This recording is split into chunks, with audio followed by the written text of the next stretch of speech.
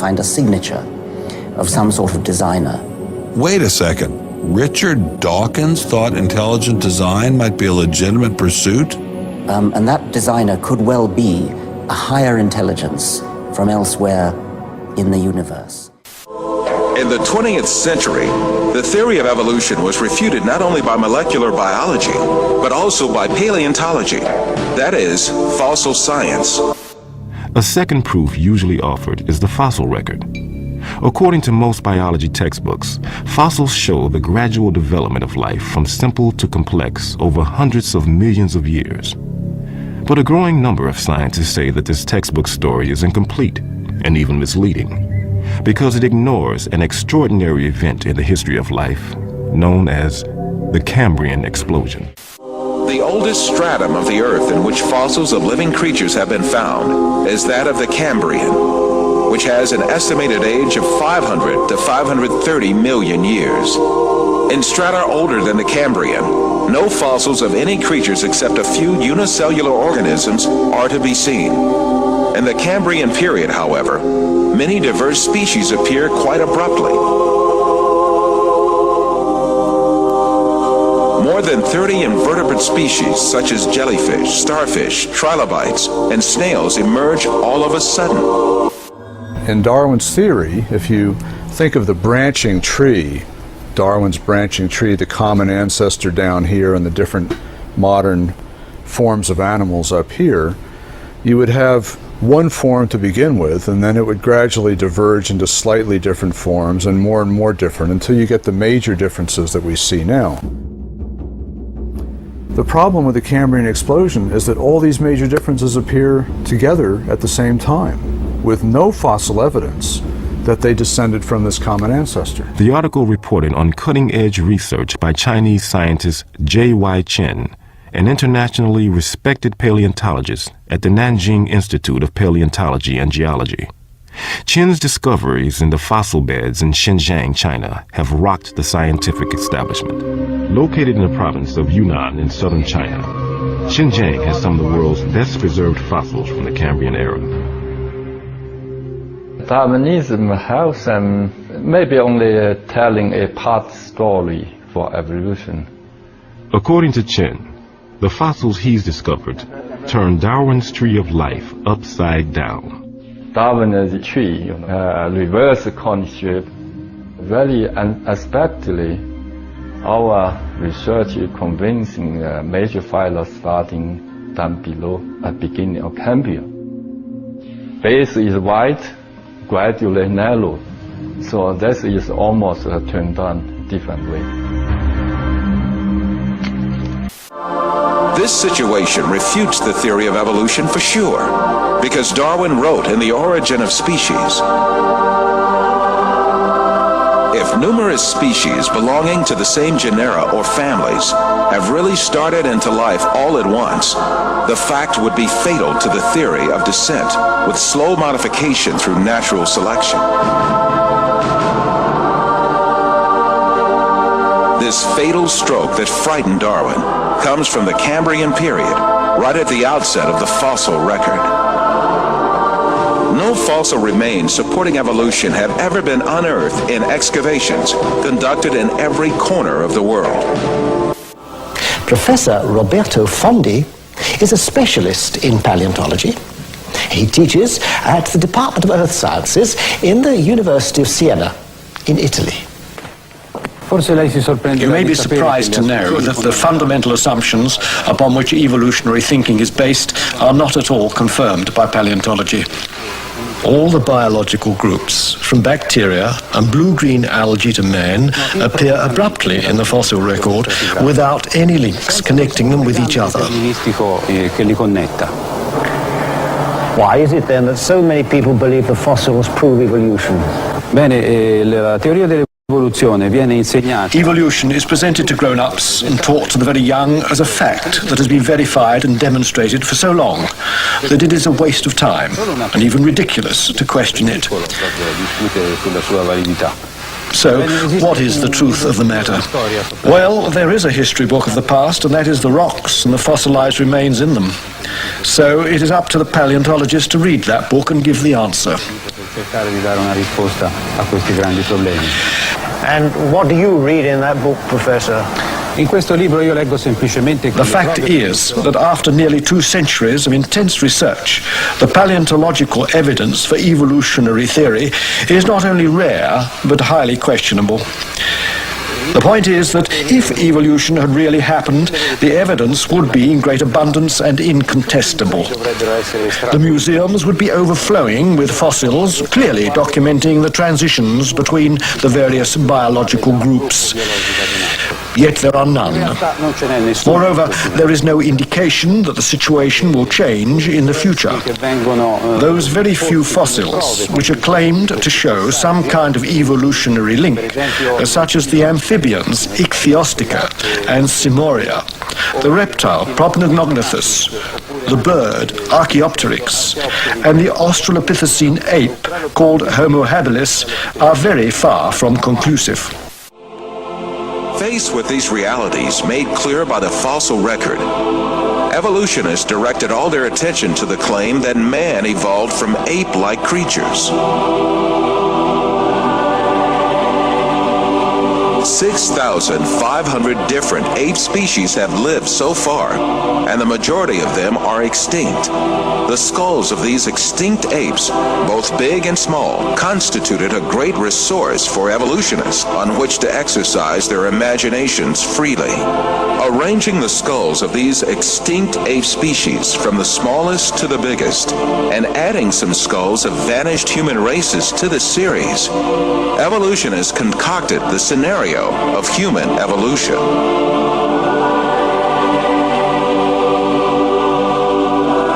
The most important role of this scenario is given to the extinct ape species called Australopithecus. The first Australopithecus fossil was found in 1924 by a paleontologist named Raymond Dart. Since then, evolutionists argue that this ape species, the name of which means southern ape, is a man-like creature. However, when Australopithecus and chimpanzee skeletons are compared, it is seen that there is no important difference between the two. In the face of this fact, evolutionists hypothesized that Australopithecus walked upright on its 2 feet, differently from other apes. However, 2 world-renowned anatomists, Lord Solly Zuckerman and Professor Charles Oxnard, refuted this allegation. Simply put, Australopithecus, advanced as the ancestor of man by evolutionists, is merely an extinct ape species.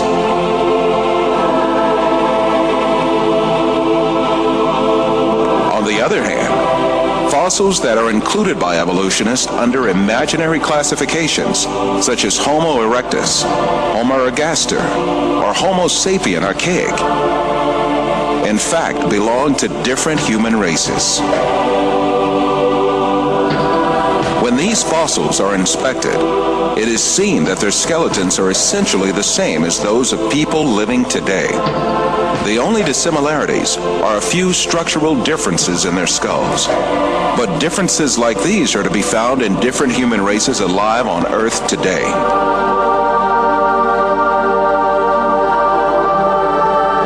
The famous evolutionist paleontologist Richard Leakey admits that the difference between the skulls classified as Homo erectus and those of modern men is only racial. These differences are probably no more pronounced than we see today between the separate geographical races of modern humans.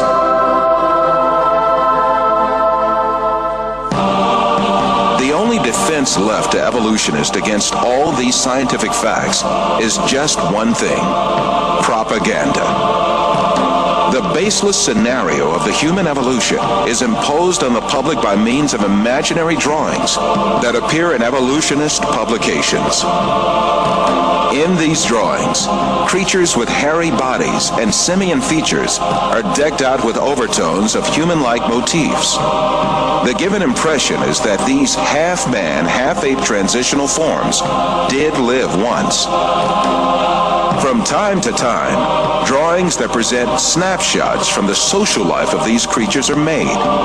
These misleading drawings are introduced in a particular sequence to engrave the scenario of the human evolution on the subconscious of society.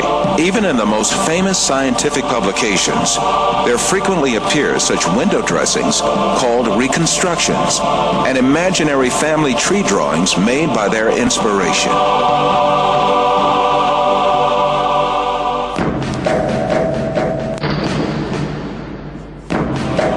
The imaginative power of evolutionists is not limited to fictional drawings and models. They go even further and shoot movies in which imaginary half-man, half-ape creatures act. However, all of these are pure deception. The only evidence at hand is generally nothing more than a few skull fragments or a tibia. The hair, skin, nose, ears, lips, or other facial features of a living being cannot be determined from its bone remains.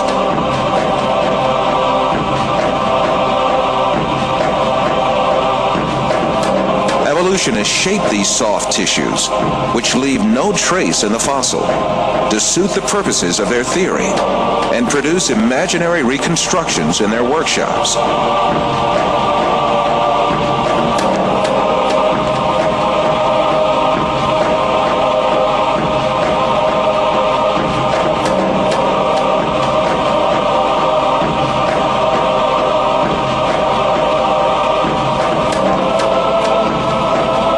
Houghton from Harvard University states that these drawings have no scientific value. You can, with equal facility, model on a Neanderthaloid skull the features of a chimpanzee or the lineaments of a philosopher. These alleged restorations of ancient types of man have very little, if any, scientific value and are likely only to mislead the public. Evolutionists go so far in this subject that they can even invent very different faces for the same skull. The three entirely different reconstructions made for the fossil called Zinjanthropus is a famous example showing how persistent evolutionists are in producing these false masks. Evolutionists engage not only in drawing and modeling tricks, sometimes they commit deliberate forgeries. The most famous of these frauds is the Piltdown fossil, introduced in England in 1912 by an evolutionist named Charles Dawson. This fossil was presented as the most important transitional form between ape and man and was displayed in museums for more than 30 years. Experts who re-examined the fossil in 1949 discovered that it was a forgery that had been produced by attaching an orangutan's jaw to a human skull.